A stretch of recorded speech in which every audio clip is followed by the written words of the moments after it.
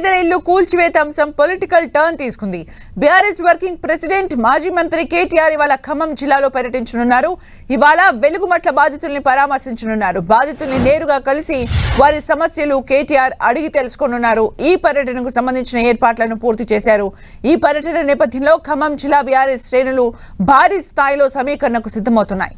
మరోవైపు ఇళ్ల కూల్చివేతలో తమకు ఎటువంటి సంబంధం లేదంటూ కాంగ్రెస్ నేతలు ప్రకటించారు.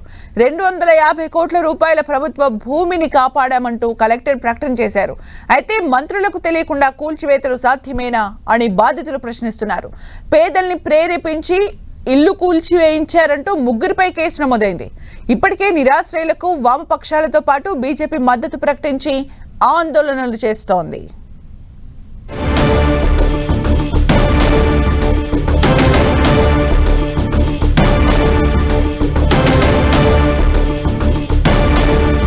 ఇవాళ ఖమ్మం జిల్లాలో కేటీఆర్ పర్యటనకు సంబంధించి మరిన్ని అప్డేట్స్ మా ప్రతినిధి సైదులు అందిస్తారు. సైదులు,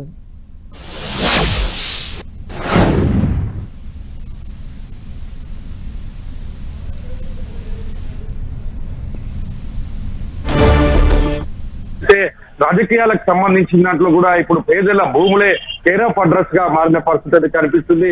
ఓవరాల్ గా చూసుకున్నట్లయితే మొత్తంగా భూదాన భూములకు సంబంధించి 2014 నుంచి అక్కడ పేదలు గుడిసెలు వేసుకొని నివాసం ఉంటున్నారు. ఆ నివాసం ఉంటున్న అక్కడి నుంచి కూడా మొత్తంగా దాదాపు 14-12 ఏళ్ళ నుంచి నివాసం ఉంటున్న పేదలకు సంబంధించి ఆ ప్రాంతాలకి దాదాపు 1850 మంది పైగా పేదలు గుడిసెలు వేసుకొని ఉంటున్న పరిస్థితి. అది 2 రోజుల క్రితం మొత్తం పోలీసులు పెద్ద ఎత్తున బలగాలను తీసుకొని వచ్చి పేదల ఇళ్లను మొత్తం కూడా నేలమట్టం చేసిన పరిస్థితి మనం చూసాం. ఇంకా కూల్చివేతల పరంపర 3వ రోజు కూడా కొనసాగుతున్న పరిస్థితి. అయితే నిర్వాసితులైన పేదల ఇళ్లను పరిశీలించేందుకు మొత్తం వాళ్ళను నిరాశ్రయులను పరామర్శించేందుకు BRS party working president KTR ఖమ్మంలో వస్తున్నారు. ఆయనతో పాటు కూడా మాజీ మంత్రి పువ్వాడ అజయ్ కుమార్, రాజ్యసభ సభ్యులు వద్దిరాజు రవిచంద్ర, మాజీ ఎమ్మెల్యేలు సండ్ర వెంకటేరయ్య, కందాల ఉపేందర్ రెడ్డితో పాటు ఎమ్మెల్సీ తాతా మధు కూడా పెద్ద ఎత్తున అంటే శ్రేణులంతా కూడా ఖమ్మం చేరుకొని అక్కడి నుంచి నేరుగా నిరాశ్రయుల దగ్గరికి వెళ్ళి బాధితులని పరామర్శించి అసలు భూదాన భూములకు సంబంధించి కూల్చివేత ఆర్డర్స్ ఇచ్చింది ఎవరు అన్నది కోణంలో పేదలతో మాటామంతి నిర్వహించే వరకు భరోసా కల్పించేందుకు కేటీఆర్ పర్యటన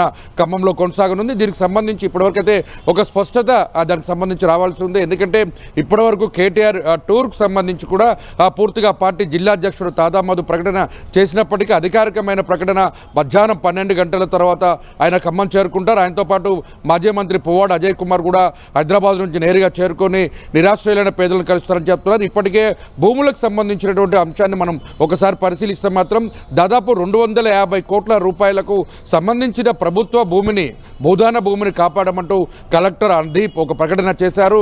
అయితే దీనికి సంబంధించి ఇప్పటికే మా రెవెన్యూ శాఖ మంత్రి పొంగులేటి శ్రీనివాసరెడ్డి ప్రాతినిధ్యం వహిస్తున్న జిల్లా కావడంతోనూ ఆయనకు తెలియకుండానే పేదల ఇల్లు కూల్చివేస్తారా, ఎలా కూల్చారన్న కోణంలో కూడా ఆయన నేరుగా కలెక్టర్ని అడిగి వివరాలు సేకరించిన పరిస్థితి ఉంది. అదేవిధంగా ప్రస్తుత మంత్రి తుమ్మల నాగేశ్వరరావు ఖమ్మం నియోజకవర్గం నుంచి ప్రాతినిధ్యం వహిస్తున్న పరిస్థితి ఉంది.